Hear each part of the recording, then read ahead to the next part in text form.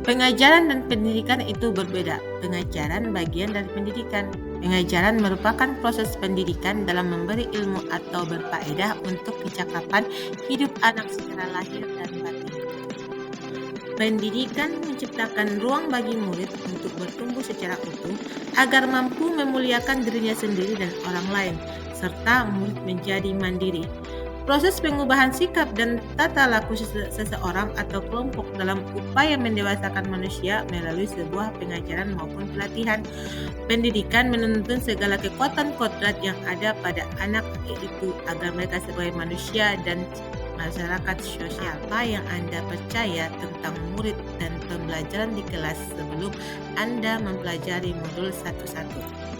Sebelum mempelajari modul 1-1, pembelajaran yang saya lakukan yaitu yang pertama, berfokus dengan mengejar materi, yang kedua, hanya menyampaikan materi atau bertugas sebagai transfer ilmu saja, dan yang ketiga, menilai berdasarkan kognitif serta melihat ketuntasan sebagai pedoman suksesnya pembelajaran.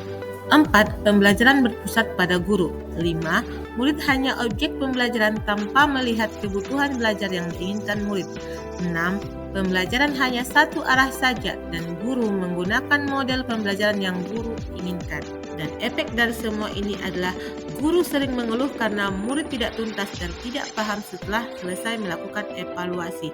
Tidak terlalu peduli dengan murid apakah sudah paham atau tidak, karena yang dipikirkan adalah materi harus selesai. Selanjutnya, apa yang berubah dari pemikiran atau perilaku Anda setelah mempelajari modul ini? Namun, setelah saya mempelajari modul 1-1 tentang pemikiran Ki Hade, ternyata saya keliru.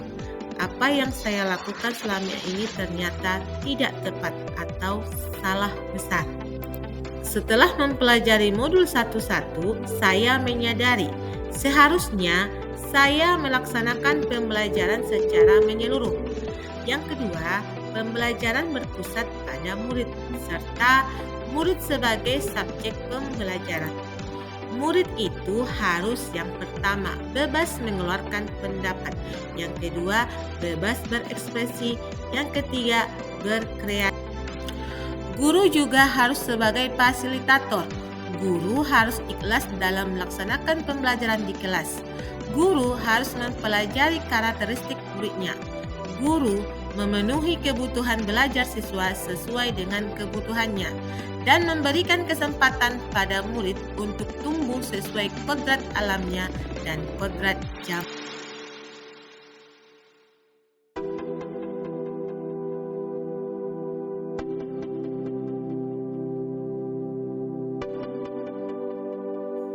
Yang dapat saya terapkan dalam pembelajaran di kelas antara lain: 1. Merancang pembelajaran sesuai dengan kebutuhan murid, di mana proses pembelajaran berpusat dengan murid serta pembelajaran yang menyenangkan.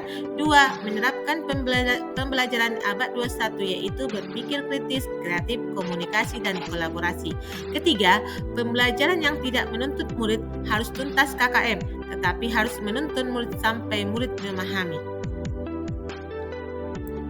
Dan yang paling utama, menjalin komunikasi yang baik dengan murid, serta mengetahui latar belakang murid.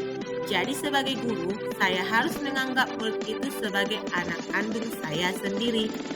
Kesimpulan, jadi sebagai guru kita harus mengingat semboyan Ki Hade, Ingarso Sung Tulodo, artinya guru menjadi seorang pemimpin dan harus mampu memberikan suri tauladan.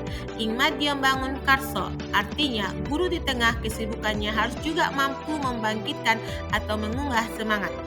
Terakhir, Tut Uri Handayani, guru harus memberikan dorongan moral dan semangat kerja dari belakang. Ingat, guru itu diibaratkan seperti seorang petani dan mengibaratkan anak didik seperti benih-benih tanaman yang berbeda-beda, di mana murid adalah benih. Seorang petani memiliki tugas untuk menjaga, merawat, menyiangi, memupuk, dan memastikan tanamannya tumbuh sesuai dengan mestinya. Begitupun peran dan tugas seorang guru. Guru tidak bisa merubah watak dan karakter anak didiknya. Yang bisa guru lakukan adalah memfasilitasi, memberi arah. Terima kasih, salam dan bahagia, guru hebat.